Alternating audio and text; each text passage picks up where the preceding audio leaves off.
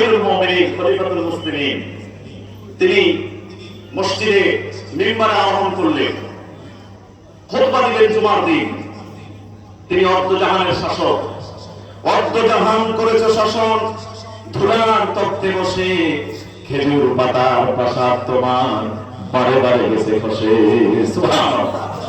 মুসলিম জাহানের দ্বিতীয় খলিফা হযরত ওমর তিনি খুতবা দিতে দাঁড়ালেন।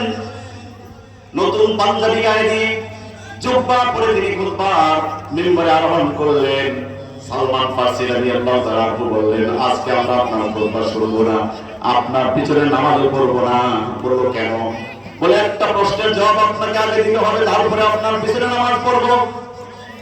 খলিফাতুল মুসলিমিনকে সামনে রেখে তার একজন প্রজা এই কথা বলতেছে, আপনার আমার এলাকার মেম্বারের সামনে আপনি এরকম কথা বলতে পারবেন? চেয়ারম্যানের সামনে বলতে পারবেন? বা কোন প্রভাবশালী নেতার সামনে বলতে পারবেন কিনা আপনি? খলিফাতুল মুসলিমিনের সামনে যখন এই কথা বললেন, তিনি বললেন, কি প্রশ্ন?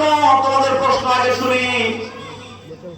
সালমান ফারসি রাদিয়াল্লাহু তাআলা বললেন, আমরা সবাই এক পিস করে জামার কাপড় পেলাম, কিন্তু এত লম্বা জামা তো আমাদের হয় নাই, এত জুব্বা তো আমাদের হয় নাই। আপনি তো এক পিস পাওয়ার কথা, আপনার এত লম্বা একটা সুন্দর জামা কিভাবে হলো? এই প্রশ্নের জবাব আমাদেরকে দিতে হবে।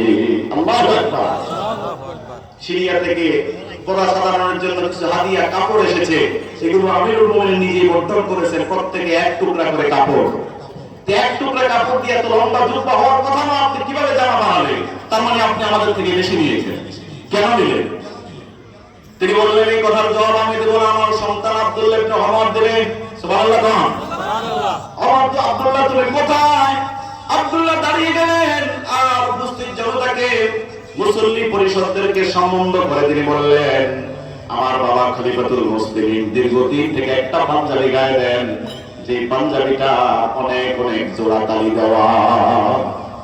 তিনি জুমা পড়াতে হয়, খুতবা দিতে হয়, জনসাধারণের সামনে বক্তৃতা করতে হয়, অনেক জায়গায় দিতে হয়। জন্য আমি আমার ভাগের কাপড়টুকু আমার বাবাকে দিয়ে দিয়েছি, বলেছি, বাবা তুমি আমার টুকু সহকারে সুন্দর একটি জামা তৈরি করে নাও, আমার অংশ দিয়ে তারপরে বাবা একটি জুব্বা তৈরি করেছে। জোরে করে সুবহানাল্লাহ।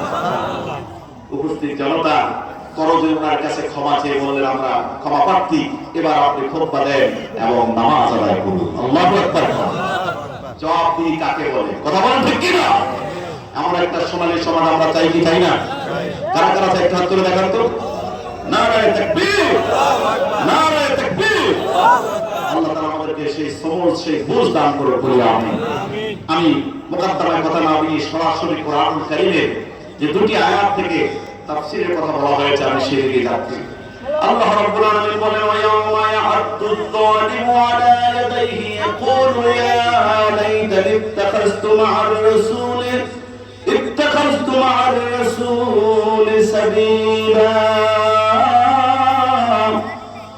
ইয়া ওয়াইলাতা লাইতানি লাম আত্তাখিয ফুলানান খলিলা। আল্লাহু আকবার। আল্লাহু আকবার। আল্লাহ রাব্বুল আলামিন বলছেন, আর সেদিন জালিম তার হাত কামড়াবে এবং বলতে থাকবে, হায় আমার আফসোস, যদি আমি রাসূল সাল্লাল্লাহু আলাইহি ওয়াসাল্লামের পথ আদর্শকে আমি অনুসরণ করতাম। সুবহানাল্লাহ বলবেন না? সুবহানাল্লাহ। সেদিন বলতে কিয়ামতের দিন যারা আল্লাহ রাসূলকে আদর্শ হিসেবে মেনে নেয়, যারা রাসূল সাল্লাল্লাহু আলাইহি ওয়াসাল্লামের আদর্শকে গ্রহণ করে নাই, কিয়ামতের দিন হাত কামড়াবে, কামড়াতে কামড়াতে তারা আফসোস করবে আর বলবে, হায় যদি আমি রাসূলের তরিকা অনুসরণ করতাম, মুহাম্মদের আদর্শ মোতাবেক জীবন পরিচালনা করতাম, কতই না মঙ্গল হয়ে যেত। সুবহানাল্লাহ। শুধু তাই নয়, তারা আফসোস করবে, ইয়া ওয়াইলাতা লাইতানি লাম আত্তাখিয ফুলানান খলিলা। হায় আমার আফসোস, হায় আমার দুর্ভোগ, আমি যদি অমুক ব্যক্তিকে, ওই লোক করতে, ওই আল্লাহ তুমি ক্ষুদ্রহীকে আমার নেতা হিসেবে গ্রহণ না করতাম, তাহলে আমার কতই না কল্যাণ হয়ে যেত। প্রিয় বাবাজি, আমার প্রশ্ন হলো, সরল তরজমা আপনাদের সামনে উপস্থাপন করলাম। কিয়ামতের দিন এরকম হায় আফসোস করলে কোনো লাভ হবে? কথা বল, লাভ হবে? লাভ হবে না। সেখানে হাত কামড়ালেও আমার কোনো লাভ হবে না, আফসোস করার কোনো প্রয়োজন সেখানে হবে না, শুধু আফসোসই করতে হবে, কোনো লাভ সেখানে হবে না। সুতরাং সেই লাভ আমাদেরকে খোঁজার জন্য দুনিয়াতেই একটা পথ অনুসরণ করতে হবে, সেটা হচ্ছে মুহাম্মদুর রাসূলুল্লাহ সাল্লাল্লাহু আলাইহি ওয়াসাল্লামের আদর্শ। রাজি আছেন সবাই? সবাই রাজি আছেন ইনশাআল্লাহ? আমরা তো মাহফিলে আসলে সবই রাজি, যা শুনি সবই আমরা মানি, কিন্তু এই পর্দার বাইরে গেলে, প্যান্ডেলের বাইরে গেলে সেই কথা আমাদের আর মনে। এক নাতি গেছে তার দাদার সাথে ওয়াজ শোনার জন্য। বলেন কি শোনার জন্য?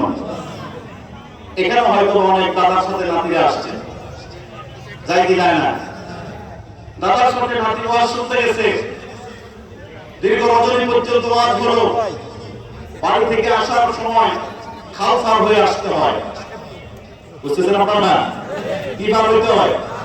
খাল পার হয়ে আসতে হয়। দুপুরবেলা যখন আসছে তখন খালের ভিতরে পানি ছিল কম, হাঁটার সময় ছিল, পানি ছিল একেবারে কম, স্বাভাবিকভাবে তারা আসতে গেলে সমস্যা হয় না। কিন্তু রাতের বেলা অনেক রাত্রে যখন আওয়াজ শুনে বাড়ি মনে করেছে, খাল তো কানায় কানায় ভরপুর। ওয়াজে আলোচনা করেছেন হুজুর যে 17 টাকা ফরজ। বলেন 17 টাকা কি?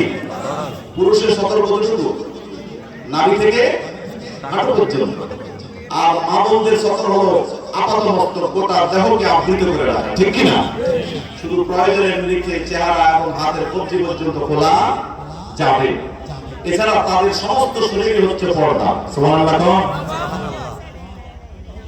এবার দাদা যখন নাতিকে নিয়ে রাতের বেলা বাড়ির দিকে রওনা করছে, হুজুর আজকে 17 ওয়াজ করছে, কিন্তু দাদা যখন পানি দেখলো আস্তে আস্তে করে তার লঙ্গি টানা আরম্ভ করছে।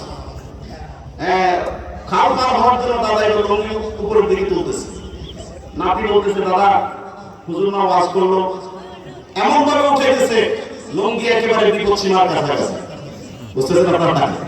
গ্রামে অনেক বাবাজিরা, অনেক ভাইরা দেখবেন কৃষক গোস দেয়, গোস দিলেন তো আপনারা, কাঁচা দেয়, এমন কাঁচা দেয় যেটা একেবারে বিপদ সীমার কাছে নিয়ে পৌঁছে যাবে। আছে না নাই? এটা কিন্তু হারাম। আপনার সতর ঢাকা ফরজ, ফরজ তরফ করা যাচ্ছে কবিরা গুনাহ, ঠিক কি না? হবে এই অবস্থা দেখার পরে নাতি যখন বলল, দাদা ফরজ তরফ করতেছেন আপনি, বারবার কাপড় উপর দিকে তুলতেছেন, মানে আপনি তো হুজুরের ওয়াজটা আমল করলেন না। এখন দাদা নাতির সাথে ঘেটে গিয়ে বলতেছে, তোর বাবা যখন জন্ম নেয় তখন থেকে আমি ওয়াজ করি, তোর মা যখন হয় নাই তখন আমি ওয়াজ করি, বেটা তুই যখন জন্ম আসলে তখন থেকে আমি ওয়াজ করি। নাতির প্রতি খুব খেপা। তো নাতি বলতেছে, দাদা ভালো কথা, ওয়াজ তো শুনে তো এটা ভালো জিনিস, তা শোন নাতি, ওয়াজ যা শুনছি সব খালের এপারে রেখে যায়, খালের ওপারে আর যায় না। কথা বুঝতেছেন? ওয়াজ কোন জায়গায় থাকে? তাড়াতাড়ি না লুঙ্গি উঠা। আমার প্রিয় বাবাজিরা, আমাদের ওয়াজও কি এরকম খালের এপারে থেকে যাবে? কথা বল না, মানা লাগবে কি লাগবে না? আমরা সবাই জানি, কিন্তু মানার অভাব। মানতে হবে, যেটুকু জানি আমরা যেন সেটুকু আমল করতে পারি। বলে আল্লাহুম্মা আমিন।